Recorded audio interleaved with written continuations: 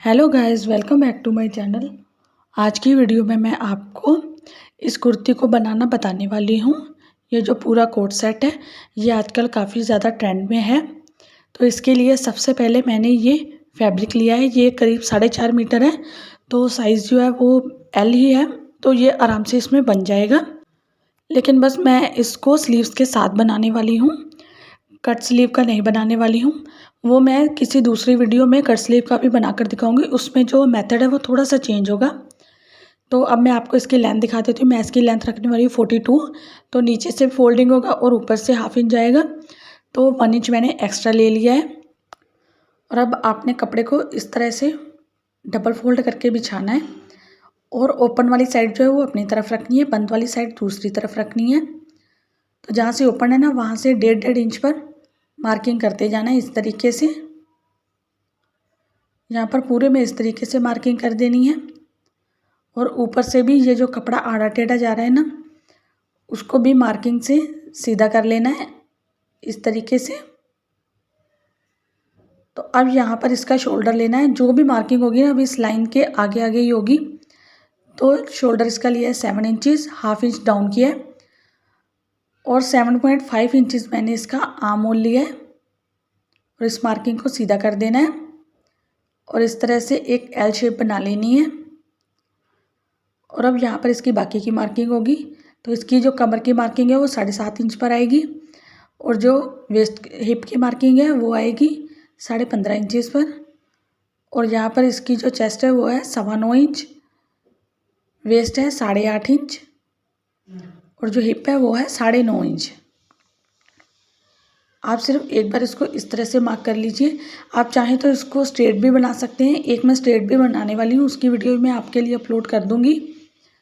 तो अब इन निशानों को ऊपर से तो इस तरीके से मिला लेना है। और अब यहाँ पर ½ इंच अंदर की तरफ मार्किंग करनी है और इस लाइन को जितना तिरछा जाता है ना, जाने देना है। ये फ्रंट के आर्म होल की लाइन होगी इस तरीके से। और अब आर्म होल शेपर को लेना है और इस तरीके से उसको शेप देकर मार्किंग कर देनी है अपने आर्म होल को। तो यहाँ पर इतनी जो मार्किंग है वो तो हो चुकी है। और अब यहाँ पर 2 इंच मैंने एक्स्ट्रा लिया है। आप चाहे तो 1.5 1.25 ले सकते हैं। और अब नीचे जो घेरा है ना, उसको भी आपने लाइन से स्टार्ट करना है, जो 1.5 इंच वाली लाइन है ना वहाँ से। तो हिप थी 9.5 इंच, तो मैं इसमें 3 इंच एक्स्ट्रा और ऐड कर रही हूँ क्योंकि इसको हल्का सा ए लाइन में फ्लेयर देना है। तो इसके लिए मैंने 3 इंच एक्स्ट्रा ऐड किया है। तो जो कमर तक मार्किंग की थी ना, उसको आपने लेना है इस तरीके से। यहाँ से ना आपने हल्का सा अंदर की तरफ मार्किंग करनी है, ½ इंच अंदर की तरफ आपने स्केल को रखना है और इस तरह से कमर वाले निशान को उस निशान के साथ मिला देना है। और अब जो बार मार्किंग वाला लिया था ना, एक्स्ट्रा मार्जिन वाला, उसको हमने प्रॉपर जो 12.5 इंच पर निशान लगाया ना, वहाँ पर मिला देना है। यहाँ पर आपको ध्यान से दिख रहा होगा, नहीं तो मैं आपको थोड़ा और करीब से दिखा देती हूँ। ये देखिए इस तरीके से ये मैंने मार्किंग की है। और ये कमर की मार्किंग, ये जो हमारा हिप का जो मार्किंग की थी ना मैंने, वो आपकी ज़रूर इसमें आनी चाहिए। थोड़ा लूज आए तो चलेगा, लेकिन इसके अंदर मतलब के टाइट की तरफ नहीं जानी चाहिए। बाहर की तरफ चली जाए या मार्किंग के ऊपर चली जाए तो कोई प्रॉब्लम नहीं है। तो इस तरीके से निशानों को मिला देना है। क्योंकि ये कपड़ा 4.5 मीटर है ना, तो मैं ज़्यादा कपड़ा वेस्ट नहीं करूँगी। और ये जो हमने 9.5 से बढ़ाकर लिया था ना 3 इंच, ये वही वाली मार्किंग है। तो फ्रंट पार्ट की जो मार्किंग है वो हो चुकी है। और अब सिर्फ इसके ऊपर के नेक की मार्किंग करनी है और शोल्डर डाउन की मार्किंग करनी है। उसके लिए इसी लाइन से हमने 3 इंच अंदर की तरफ निशान लगाना है और जहाँ से ½ इंच डाउन किया था ना, वहाँ से इसको इस तरीके से मिला देना है। आपने यहाँ पर अपना शोल्डर जो है वो कॉलर वाला बन रहा है ना, तो जितना भी आपका फुल शोल्डर होगा ना, उसमें आपने 1 इंच प्लस कर लेना है। क्योंकि इसमें जो शोल्डर है ना वो फुल ही जाता है। इस तरीके से पहले बैक वाले शोल्डर को कट करना है। और अब यहाँ से भी नीचे से भी इसकी मार्किंग कर देनी है। और कटिंग कर देनी है और मार्किंग के ऊपर कटिंग करते हुए चले जाना है। और अब फ्रंट पार्ट की इतनी तो मेरी कटिंग जो है वो कंप्लीट हो चुकी है। और अब यहाँ पर आपने देखना है, ये जो बाकी का बचा हुआ फैब्रिक है ना, उसको मैंने फिर से डबल फोल्ड किया और इस बार बंद वाली साइड जो है ना वो मेरी तरफ है और ओपन वाली जो है वो दूसरी तरफ है। इसलिए मैं आपको खोल कर भी दिखा रही हूँ ताकि आपको कोई कन्फ्यूज़न ना हो। और अब ना यहाँ पर आपने इस तरीके से इसको रखना है। आपका जो मैंने मार्किंग की थी ना 1.5 इंच वाली, उसको हमने फोल्ड कर देना है, क्योंकि वो फ्रंट पार्ट के लिए, बैक पार्ट के लिए नहीं है। बैक पार्ट जो है वो प्रॉपर फिटिंग के अकॉर्डिंग ही आएगा। और अब 1/2 इंच ऊपर से एक्स्ट्रा लेते हुए बैक पार्ट एक्स्ट्रा कटेगा ना 1/2 इंच, तो वैसे ही बाकी सारी की मार्किंग जो कटिंग है वो सेम ही होगी। इस तरीके से इसकी कटिंग कर देनी है। और यहाँ पर हिप के पास ना एक छोटा सा कट लगा लीजिएगा। और जहाँ पर मैंने बैक पार्ट को 1/2 इंच तक जितना ही राउंड में कट किया है। और अब यहाँ पर फ्रंट नेक की मार्किंग करनी है। तो यहाँ पर जो विड्थ है वो मैं ले रही हूँ 3 इंचेस। और यहाँ पर पहले एक 4 इंचेस पर मार्किंग करनी है इस तरीके से, और फिर एक 3 इंच पर फिर एक और मार्किंग करनी है और इस लाइन को तिरछा करके मिला देना है।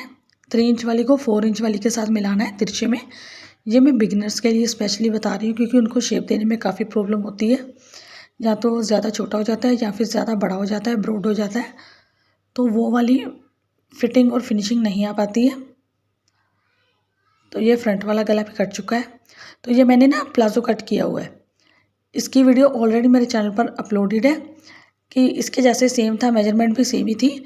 तो उसका लिंक मैं आपको ना नीचे डिस्क्रिप्शन बॉक्स में डाल दूँगी, तो आपको हेल्प मिल जाएगी। नहीं तो वीडियो भी ना काफ़ी ज़्यादा लंबा हो जाना था।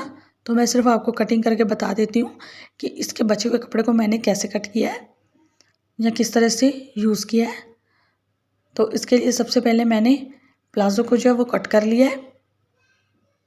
इसको मैंने सिंगल लाइन वाला ही रखा है। जो अंदर की तरफ आसन वाली सिलाई होती है ना, बस वही लगेगी, साइड वाली सिलाई नहीं लगेगी, साइड से बंद है। और ये जो नीचे फैब्रिक बचा है ना, इससे मेरी स्लीव्स वगैरह कट हो जाएंगी। इसको मैंने हल्का सा मार्किंग करके ना पहले ही छांट लिया था, तो मुझे पता चल सके कि मुझे कहाँ पर कितनी एडजस्टमेंट करनी है कि मेरा कपड़ा जो है वो कम ना पड़े। तो इसकी जो स्लीव्स की लेंथ है ना, वो रखनी है 17 इंचेस, लेकिन इसमें हाफ इंच ऊपर और नीचे जाएगा। तो यहाँ पर मैं 18 इंचेस पर मार्किंग करूँगी इस तरीके से।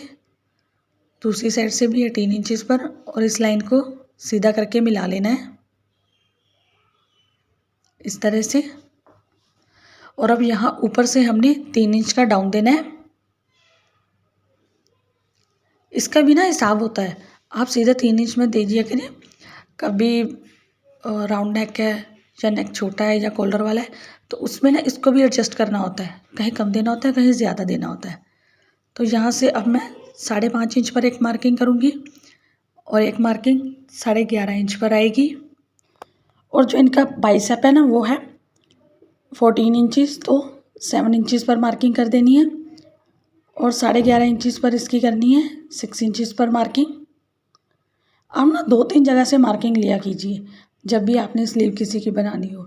एक बाइसेप से, एक एल्बो से, और नीचे जितनी मोरी रखनी हो वहाँ पर।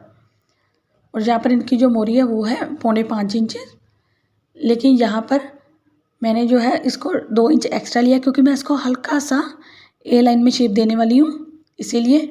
और 1 इंच मैंने एक्स्ट्रा रख लिया, क्योंकि ज़्यादा मार्जिन की ज़रूरत है भी नहीं वैसे वहाँ पर। और अब इन सभी मार्किंग को इस तरीके से मिला लेना है। और अब दूसरी वाली मार्किंग को भी जो हमने मार्जिन रखा है ना, वो भी आप कम से कम 1 इंच रखिए, ज़्यादा से ज़्यादा आप 1.5-2 इंच भी रख सकते हैं। क्योंकि ये ए लाइन है ना, तो इसमें बहुत ज़्यादा मार्जिन होगा ना, तो बाजू में ना थोड़ा थोड़ा खिंचाव आता रहता है। जितना कम मार्जिन होगा ना, उतनी अच्छी फिनिशिंग जो है वो निकल कर आएगी। तो यहाँ पर भी इसको इस तरीके से कट कर देना है। और ऊपर सेंटर में भी आप कट लगा सकते हैं। तो दोस्तों, अब मेरी यहाँ पर कमीज़ की और पूरे सूट की कटिंग तो कंप्लीट हो चुकी है। कल मैं आपको इसकी स्टिचिंग की वीडियो अपलोड करूँगी। तो आपको मेरी आज की वीडियो कैसी लगी? अगर कुछ समझ में नहीं आया तो मुझे कमेंट कर सकते हैं। Thanks for watching.